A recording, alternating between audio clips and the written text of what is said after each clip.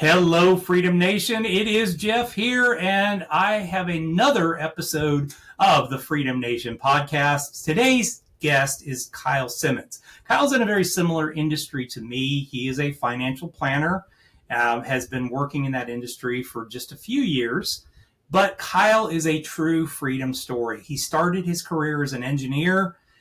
He sat in that cubicle dying a little bit every day, and then discovered financial planning as a business and as a career, and started to transition out of his traditional role as an engineer into financial planning.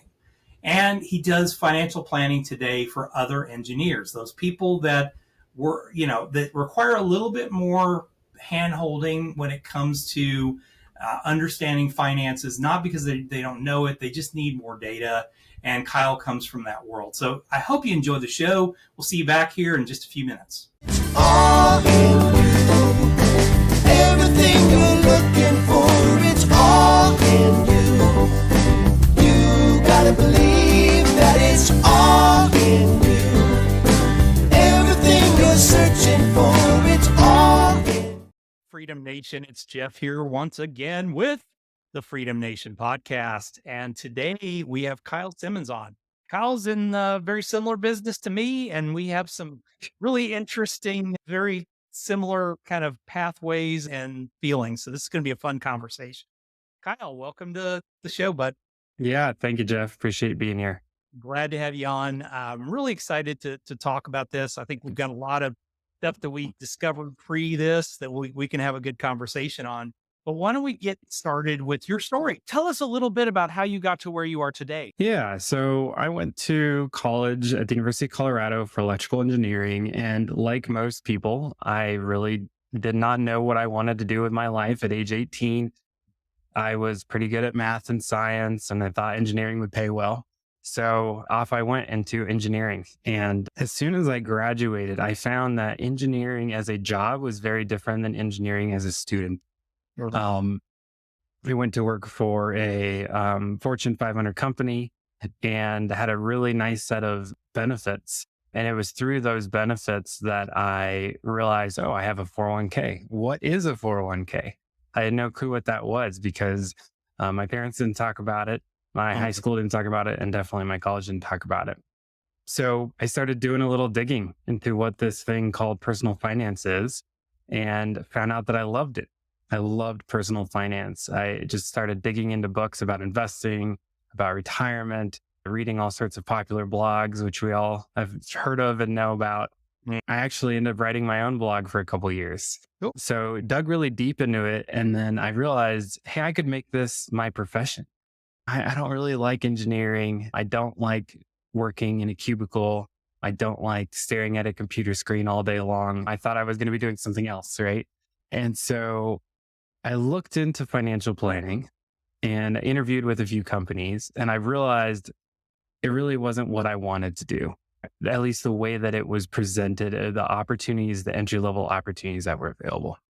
It was mainly selling insurance or annuities on a commission basis to my 100 favorite friends and family. And burned out until you burned through that list. And then, yeah. So I never took that job. I stayed in engineering. And this whole time in the background, I was like, I don't like engineering. I'm not really enjoying it. And I really like this personal finance thing, but I don't know how to make it happen. So eventually, about 2 years ago, I started up my current firm and I worked concurrently in both jobs, in my engineering role and in as an investment advisor. And then finally, this February, I went full-time as a financial planner. Brilliant.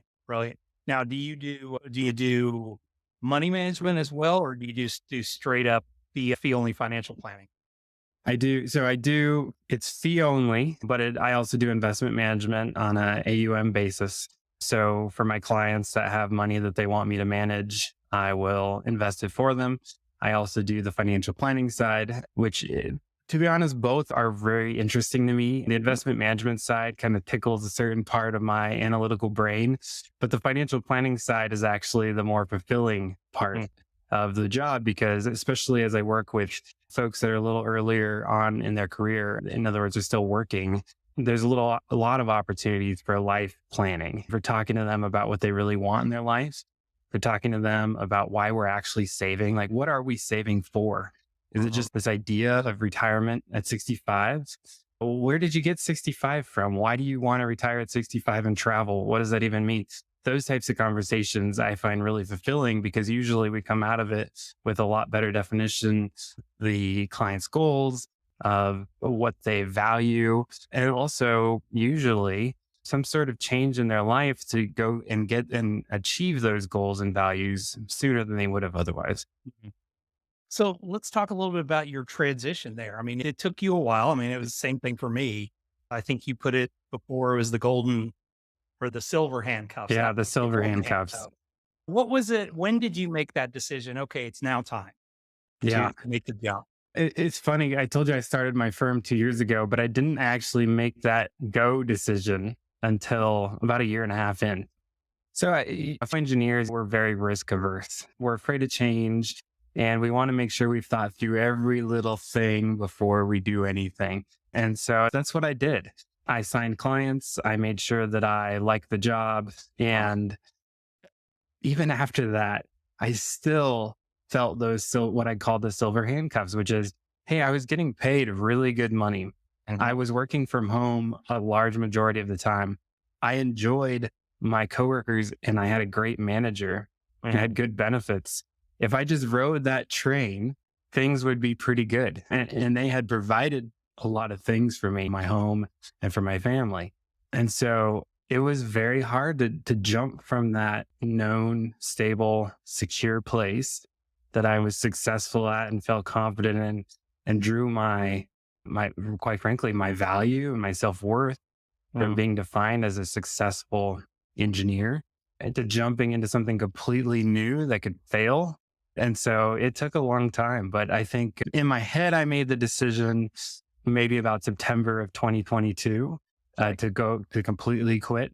However, I didn't actually tell my manager until January. And I can tell you, over Christmas break, I went back and forth about 10 times. So it was still a very difficult decision, even though I had the business up and running, I had clients, I had a funnel, and I still struggled with it, which a lot of my clients do too when they're looking at their own changes. Yeah. Well, I think it's making that decision, but in the end, knew, okay, the way I looked at it when I left corporate and I launched my businesses, for me, it was, what's the worst case scenario? Okay. I'd been in the financial industry for almost 20 years, 22 years at that point. So I was like, worst case scenario, I just go back and I find another job in the financial industry.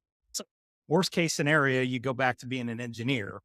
Yeah, I know. And there's opportunities. I live in a part of the country where there's a lot of opportunities to go back, but why? That kind of logic doesn't always enter into the decision.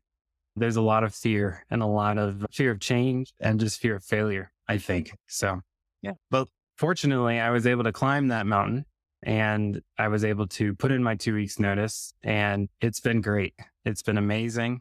I wish I would have done it sooner. I wish I would have done it 2 years ago. I wish I would have done it 10 years ago. Yeah. I said the same thing. I knew for years I wanted to be my own boss. I knew I wanted to get out of the corporate world, but I did it for almost 22 years before I made that jump. So don't feel bad. You could be worse. And I had the gut to do it. And I tried multiple times to start businesses. When you have something you're getting paid really well doing, it's okay. When something gets hard, you're like, yeah, I don't need to do that anymore. It wasn't my passion. And really, it wasn't until I actually went out and built businesses. I found out that was my passion, was actually building businesses and building streams of cash flow and things like that. Well, I couldn't really do that inside of corporate. So there was no real other option for me at that point. And as I've told my wife, I would live in a car before I go back to work for somebody. And she looks at that. Well, I think that's a good idea for you, but it ain't gonna be me. Yeah, So, you're living in the car, not me. yeah, you're living in the car. I'm not. I'm living in the house. So you just keep making money. So let's talk a little bit about your process. How do you approach financial planning when it comes to, let's say I'm a new client coming in, I'm an engineer. How do you really approach it? in your world? Yeah. So I try to focus or I try to work on or with engineers, tech professionals, and basically analytical type people. Mhm. There's a reason for that. When I was starting my business 2 years ago, and I told some mentors and some other people in the industry that I was trying to focus or niche on engineers, everybody told me it was a horrible idea. Well, first of all, engineers are do-it-yourselfers. They're not going to be willing to pay for help. Number two, engineers are horrible clients because they ask too many questions. And so I thought, well, you know what? That's okay because I have solutions for both of those things. I have answers for why I want to work with both of those things. And what I found is engineers and I use the word engineer just to refer to Yeah, a analytical type. mentality. Yeah, Yeah. I mean, yeah, A way really of thinking. anybody that's in that analytical kind of profession. You got it. You got it. So engineers, when we will look to hire somebody, especially someone like a financial planner who's going to be at large cost, going to have a lot of access and information about us, we want to trust them. Mhm. And trust isn't established with a suit and tie or with a fancy Porsche, at least for the analytical types. Yeah. Trust is established by being able to answer questions, answer technical questions, and to show that you have the knowledge and the capability. And so what I've found is, yes, engineers do ask questions, but if you answer them, if you're willing to go deep with them on whatever thing that they want to know about, eventually you establish that trust and you don't have all the questions. They just trust you. They're willing to do what they hired you to do, which is to take this off my plate. I'm too busy. I want to focus on something else. Please take it off my plate, but I need to trust you first. And so that's been kind of part of my marketing is that, hey, I'm an engineer. I work with people like you. I'm not afraid. I'm not afraid to work with you. And so in terms of my process, that's a lot of what we do. I spend a lot of time up front in meetings with my clients. I was talking to someone who works at a large national firm, and I think to onboard their clients, they spend maybe 3-4 hours in front of the client. At a minimum, I'm spending 16 hours with the client, sometimes longer. Okay. And that part of that process is to establish the trust. I also do that we deep dive on the goals and the values discovery process. So that's at least 4 hours of just deep diving into why are you saving money? What do you value in life? And oftentimes there's a couple and they may have different values. Yeah. So trying to figure out where's the middle ground. It's not unusual for one to not want to work because they hate their job and the other one to love their job and to keep wanting to work. So oftentimes they see that as black and white. We don't have mutual values, but there's usually a way to craft a lifestyle that works for both of them. So I spent a lot of time in that, what I call goals and values discovery process. Yeah. Well, and I think that the fact that you're willing to put in that kind of time, you will win the clients because most people aren't willing to put in the time. And I think it frustrates and pisses off a lot of engineers. I find myself doing something similar. I grew up the son. We talked about you went to school and you're like, okay, this is what I wanted to do. I got about halfway through school and realized there was no way in hell I wanted to be an engineer. I grew up with the son of an engineer. So I understand that logic-based mind and having to kind of prove everything. I always tell people, it's like with my engineering clients, I'm like, hey, it took almost 14 years to convince my parents to actually become clients. My dad was like, oh, I'm creating spreadsheets and all this. And I'm like, you do realize I have a software package that I can do that in like 4.5 seconds. But he had to prove it himself. And he still to this day runs his own side spreadsheet plan just so that for him, it's like, okay, I understand how the numbers work. Once I understand the numbers. And I think that's the biggest thing with engineering clients that I think frustrates a lot of people in our industry who you would think they're financial minded people, but we're in some cases not. I mean, you're salespeople in a lot of cases, and you don't think in that kind of logical step-by-step mindset. And the engineering clients I've had, I just know we're going to have to put in a little bit more time for them to understand how everything works. And then once they do, they're loyal as hell. They never go Yep. at all. They're going to stay with you as a client forever once you gain their trust. So yeah, you might have to put in a little bit more work up front, but that's okay. Yeah. You're not going to have to be on the back end, and getting a few of those very highly paid clients that stay forever builds a long-term business for you. Yeah. And I have to admit, a little confession. Obviously I pay for all the financial planning software. I have 2 or 3 packages that I pay for. Yeah. I also have my own spreadsheets.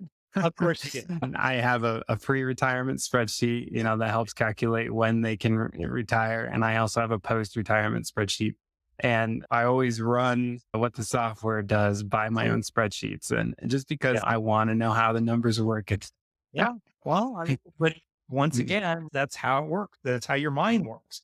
It's what you were trained to do. So why wouldn't you do that? Exactly. And I have to admit, I do kind of the same thing in a lot of cases, especially if somebody presents something to me where it's this amazing return and all that. Okay, let me dig deep. And I understand how the numbers work before I'm willing to talk about this with a client. And once I understand how the numbers work, we're good. And we can go from there. Yeah. Back to real quick, if I could just comment on the DIY portion. Yeah. So a lot of engineers are DIYers, and that's okay. My job is not to work with every engineer out there. I myself was a DIYer in a lot of areas, and then I got busier, and then I had 3 kids. And then I started doing really things that I would have rolled my eyes at and called myself stupid, like paying for my lawn to be mowed. Yeah. Because I was a DIYer. Why would you ever pay for your lawn to be mowed? At some point, I found that I was too busy. I was overwhelmed. I needed to offload something. Where can I pay for time? And so there's some people that never get to that overwhelm, and that's great. I'm super happy for them. I don't try to work with them.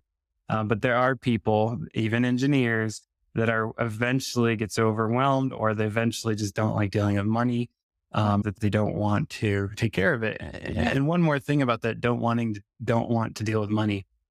A lot of engineers I've found are actually first generation, I won't say wealthy, but first generation high income earners. Yeah. Yeah. They went to school and they did realize, hey, I got a great income. What do I do with it? You didn't have that family side.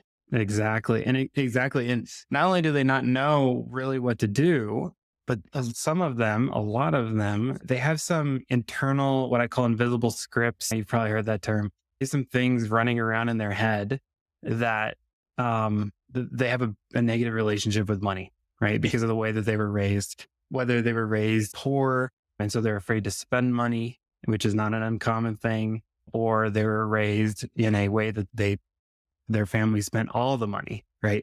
And so I think that's another reason why there's a subset of engineers that are willing to offload and outsource financial planning, because they have those kind of that feeling that just money just stresses me out and I don't want to deal with it. Yeah. Well, and I think the other side of the coin too is, and I think for a lot of my clients that end up coming over that they've been DIYers for a long time, there's a certain dollar amount. I think it's a certain dollar amount in a certain time of their life that all of a sudden they start realizing, hey, crap, this is real at this point. I mean, it's a real amount of money. I don't want to lose it. And I really need somebody's help to guide me along the path. And I think everybody reaches that point. I mean, I think somebody who's young and getting started, they don't need me. They don't need somebody who's got 30 years experience doing this. They just need some guidance. And for me, a lot of that is the books and the online programs that I've created for those people that are kind of getting started, or they're trying to retrain their brain to think more like a business owner than an employee. Yeah. But they get to a point where it's like, okay, this got real. Now it's like, okay, I'm 10 years out from retirement. Am I on track? Yes, I've put my little spreadsheets together, but I'm not sure if my spreadsheet's completely right. We're always going to be there, and not everybody's going to be your client. I think that's what I learned after all these years. I turn more people away than I bring in as clients, just mainly because I'm not a good fit for them. They're not a good fit for me. And that's okay. I'm still going to try and help them if I can, but I mean, some of those people just hire me to do straight up financial plan. Yeah. And I think that's why our model works a little bit better. Yeah. Well, yeah, it is nice to be able to kind of offer what the client needs instead of what having one hammer and just trying to make it a solution for everything. Behind door number 1 is an annuity. Behind door 2, an annuity. Exactly. So when you look at now 2 years into it, especially this year into it, would you have done anything differently? Hmm. So there's some interesting things to say about this. So what I left out is that I actually started a small financial planning firm for about 6 months right before I had this firm. And it was focused purely on the financial planning portion. Mhm. So, and it was a retainer model. I don't know if you're familiar with that word. Maybe the audience isn't, but basically people would pay a monthly amount. What I found was, and the idea, real quick, the idea was to actually work with younger folks where we could have a larger impact on their life trajectory by offering this retainer model, because it didn't matter how much assets they had to actually manage. Yep.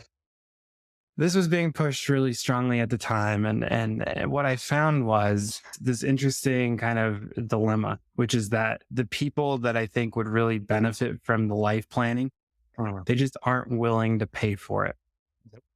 And the people that are retired, that they've already had their life planning, we could talk a little bit about what we're doing in retirement. Maybe we can encourage them to spend more or less. They really value the financial planning because it's very quantitative. You can actually show them how much you're going to save them in tax planning, like this year, potentially. And so I ended up shutting that firm down.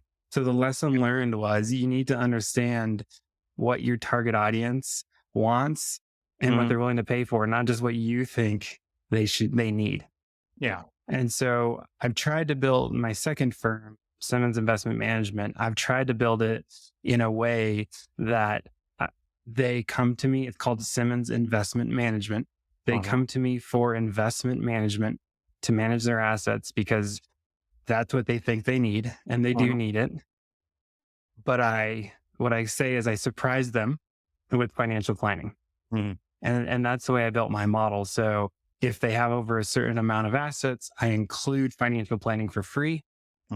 And at the end of that process, every single one of them goes, "Oh my gosh, I love this. I'm so glad we went through the financial planning. I've never done that before with any other investment manager." And that's the new model, right? I'm still giving them what I think they need, but I'm letting them come to me and pay for what they think they need. Yeah. And I think that lesson could be applied to any job or any career in any field. Well, and I will tell you, I mean, that's been my process for going on 30 years at this point. So, I mean, financial planning is just but financial planning is the required portion of the process. So when I sit down with a client, I just tell them, we're going to do financial planning, whether you want to or not. The reason is that you're basically asking me to chauffeur a car for you and then not tell me where you want to go. And so if I don't know where to go, how am I going to really manage an account for you? So it's just part of the process. And quite frankly, whether they come to you for investment management or come to you for planning, I mean, it should be the same process regardless. This is what we do. This is how we do it. This is how I help you achieve what you want. And I mean, what it does is market downturn proofs your portfolio of clients, because when the market goes down, you can go back to that financial plan and say, all right, well, remember in this financial plan, I told you there were some outlier years. Well, this is an outlier year. Look at the plan and see that, okay, it's X, but it's still on track regardless of what happened. And 99% of the time if you're using a Monte Carlo analysis model, it changes maybe 1 or 2% on either side of the piece. And every time I do that with a client, it's like, well, look over the financial plan. Look, we're on track. Remember, I told you we're going to have some great years. We're going to have some bad years, and we'll have a lot of them in the middle. Well, this is just one of those outlier years. So don't sweat it. I'm going to manage. We're not going to go and blow up. We're also not going to go to cash and then sit around and wait and then miss the upside of the market. Yeah. Yeah. I do a lot of client education up front. Part of the onboarding time is client education. I find that's really important because otherwise, if you haven't done it, then people start freaking out. But if you have done it, people understand, okay, this is just part of what investing in the market means. It is. And so, yeah, ultimately, I find that after I do that education, clients are fine through the ups and downs. Again, I've only had a few clients through COVID, but those clients that I did have that I did the education with, it went well.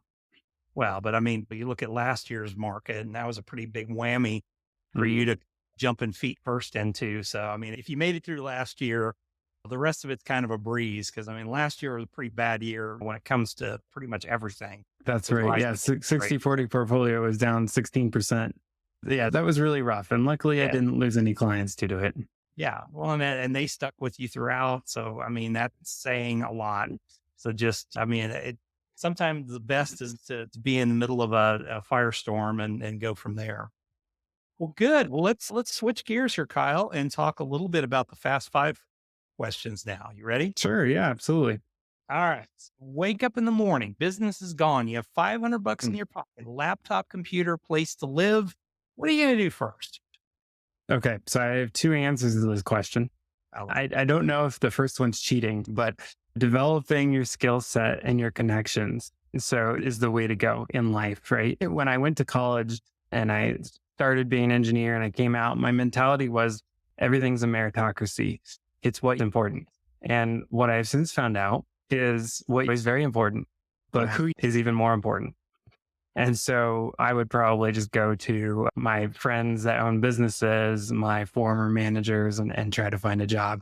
So I have those previous skill sets, those previous connections. Let's say that's not the case, because that to me, that's the cheater answer. What I would probably do, honestly, I would probably start mowing lawns. I'd probably buy a lawnmower and start mowing lawns. I'm always shocked at how much people are willing to pay to get their lawns mowed. And the people that do it, they don't run their business the way that I would. They don't have automatic payments. They don't have good communication. And so I would start there. That might not be where I end up, but I think no matter what your interests are, there's probably a way to develop that into a 6-figure business. Maybe not a 7-figure business, but you could probably develop almost anything into a 6-figure business if you have the right business mind for it and you do great customer service. Yeah. And I mean, especially if you can get yourself out of the mindset of, well, I'm going to be the one that's always doing all the mowing. I'd go out there and start mowing just to start generating some cash. And then I'd be starting to hire people and I'd become the marketer for the business. And I'm not going to be the one sweating out there. Yeah, absolutely. I mean, that's the eventual path of most businesses, right? You end up doing the bidding work and you hire people to do the labor. Absolutely. Absolutely. Okay. So next one, what's your biggest business mistake that you've ever made? So I'm lucky that I haven't had huge business mistakes. And so I'll tell you some little ones, but I'm lucky that I haven't had major mistakes, whether that's investing mistakes or in my previous companies or roles. The minor mistakes that I've made so far in my new business is I've spent way too much money on marketing that didn't work. And I actually don't think it's a huge mistake. It's more of a lesson learned. I mean, as long as you're experience. That's right. As long as you're not, hurting anyone, doing anything unethical or going to jail, it's probably a learning lesson more than a mistake. And so that's what this has been. I'm still trying to figure out the marketing game. It's always an easy, when they say a boat is a hole in the water you throw money into. I'm pretty sure marketing is the same way until you find the thing that works for you. And so it's not really a mistake, but that's what came to mind. Yeah, I will tell you, I've been there, done that, and have the scars on my back to show of the amount of money that I've spent on marketing. And of course, there is a bazillion people in our industry or in the marketing industry that think they know how to generate business financial advisors. Oh yeah. Yeah. You get contacted multiple times a day on LinkedIn for people that seem to specialize in your exact thing. We just know everything there is about generating leads. Yeah. I don't think so. Yeah. What's a good book that you'd recommend for our audience? Okay. So There's a couple great books. I thought a little bit about this when you sent me over the questions, and I think specifically it said for entrepreneurs. So that's what I thought through. I have a million great books, and maybe I'll recommend a couple other ones too, but specifically for entrepreneurs, the first one that comes to mind is Dale Carnegie, How to Make Friends and Influence People. Yep. Are you familiar with that book? I love it. Okay. It's one of my top 10s. Yeah. Okay. Awesome. So that's a great book to read. And similarly, How to Stop Worrying and Start Living, I think is what it's called. That's the Yep. How to Stop Worrying and Start Living by Dale Carnegie. Also another great book. One more for entrepreneurs. I don't really follow the book, but the way that just the thought process and the way that you can think through things and really evaluate your business. And it's an oldie, but a goodie too. Oldie now is the 4-Hour Work Week. I love that book as well. So I know they're kind of older books, but those are the ones that I would recommend for an entrepreneur. I think it was a 2021. I got my grandfather's library when he died. So I just grabbed all the books and I kind of just put them on a bookshelf, and I didn't really do anything with them. And I just happened to be going through my bookshelf, like right during Christmas time, kind of figuring out what I wanted to read, and found that book. And I've got an original copy of the book. So it's great. Which one? Grandfather. Yeah. How to Win Friends. Dale Carnegie. Oh yeah. And so, I mean, it was written, God, I think like in the early 1930s or something. And what I did, I mean, it's got 26 principles in there. So what I ended up doing is I decided that I would live one of those principles every 2 weeks, and then report back on my results on YouTube. So if you guys go out there and look at my YouTube channel, you can see it. But there's like a whole series of like every 2 weeks, I would do one of these and talk about the experiences I had and all that. It was the greatest year of my life. Oh, that sounds great. I'm going to have to check that out and maybe duplicate it. It was just such a cool experience. And I mean, they're common sense things. I mean, it's like you should treat people the way you want to be treated. There are just so many things in there that you're like, when you got done, you just felt good. When I came out of 2021, I just felt great doing that. So, I mean, I'm right there with you. I love that book.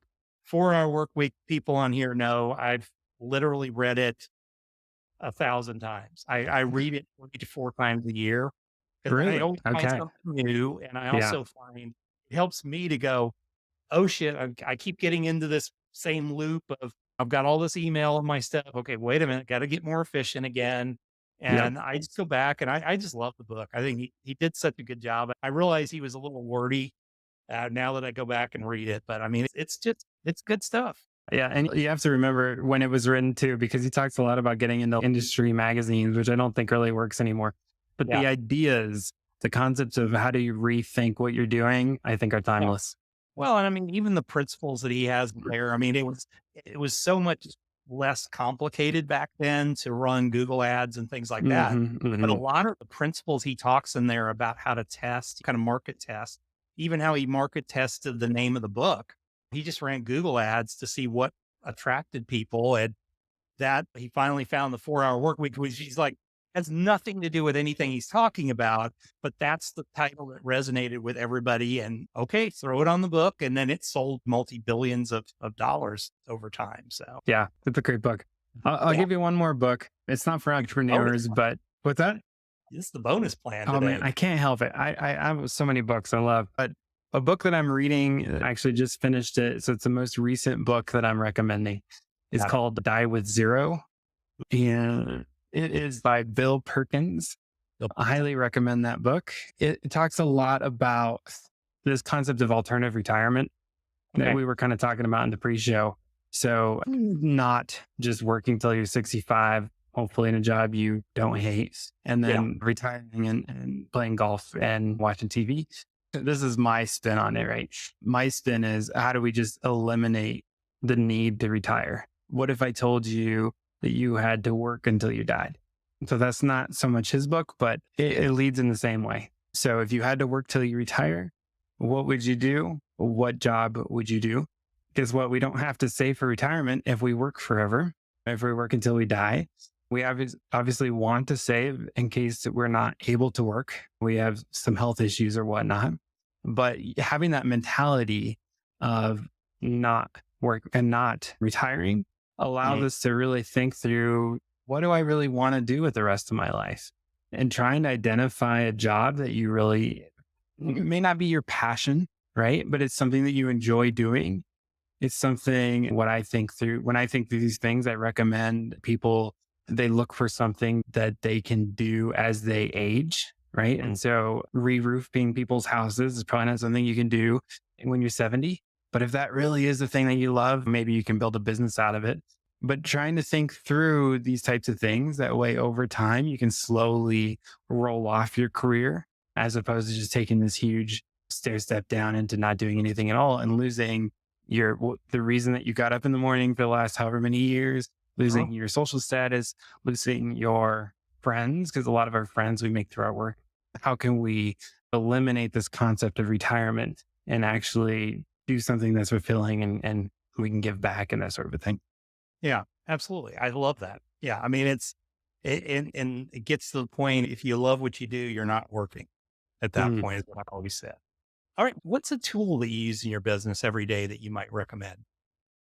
Yeah. So the tool, I've bought it for 2 years now. I didn't want to pay for it. I thought it was silly. It's really not that expensive, but I'm an engineer, right? So I'm trying to cut, everything needs to be maximized unless I like hit myself and snap out of it. The tool is Calendly. Have you used Calendly? So I'm the same way. For years, I fought it because I had an assistant. And so I'm like, well, I thought it was much more personal to let Cindy deal with, okay, scheduling all this stuff. And then I would find that I'd look at my calendar and there's all these holes, and I'm trying to find a spot to put an appointment in. And I don't know which ones are going to be which and where and all that. So it was really during the pandemic. And I think a lot of people kind of migrated during that time. And yeah, I use it exclusively now. Yeah. I've tried, gosh, I can't even remember all the companies that I've tried that offer like free or cheaper versions, including Microsoft has their own bookings.